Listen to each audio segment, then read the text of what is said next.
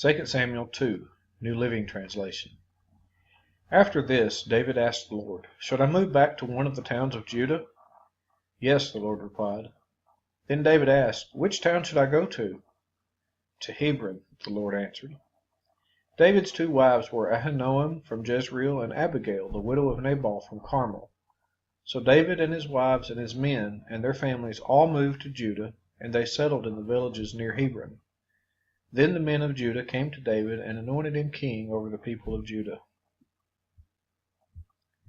When David heard that the men of Jabesh-Gilead had buried Saul, he sent them this message: "May the Lord bless you for being so loyal to your master Saul and giving him a decent burial.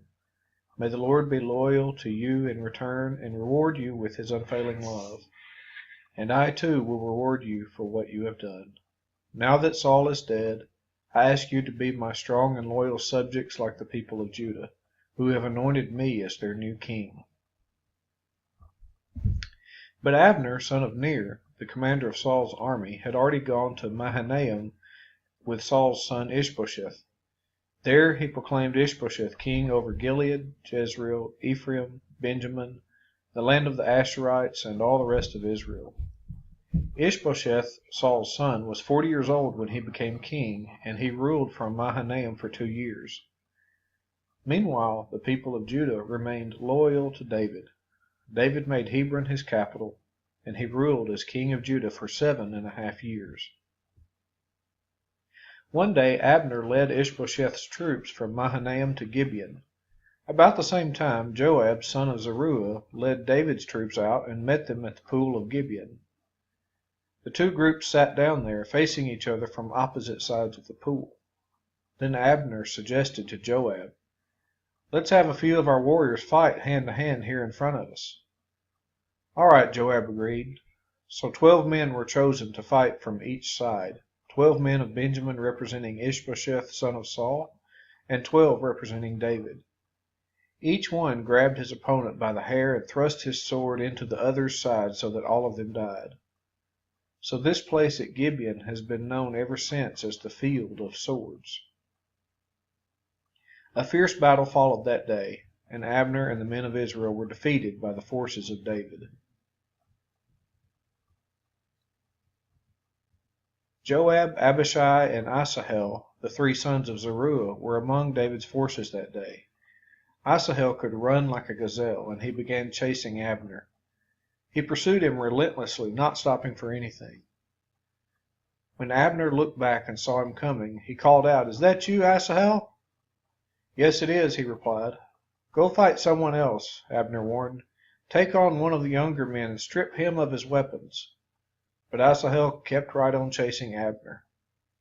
Again Abner shouted to him, "Get away from here. I don't want to kill you. How could I ever face your brother Joab again?"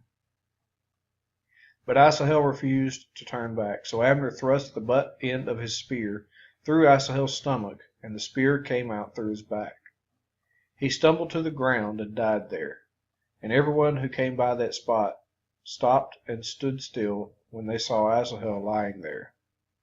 When Joab and Abishai found out what had happened, they set out after Abner. The sun was just going down as they arrived at the hill of Ammah near Giah, along the road to the wilderness of Gibeon. Abner's troops from the tribe of Benjamin regrouped there at the top of the hill to take a stand.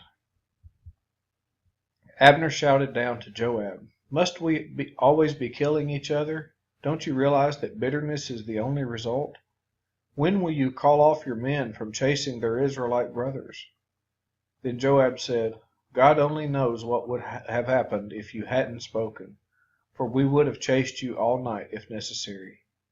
So Joab blew the ram's horn, and his men stopped chasing the troops of Israel. All that night Abner and his men retreated through the Jordan Valley. They crossed the Jordan River, traveling all through the morning, and didn't stop until they arrived at Mahanaim. Meanwhile, Joab and his men also returned home. When Joab counted his casualties, he discovered that only 19 men were missing, in addition to Asahel. But 360 of Abner's men had been killed, all from the tribe of Benjamin. Joab and his men took Asahel's body to Bethlehem and buried him there in his father's tomb. Then they traveled all night and reached Hebron at daybreak.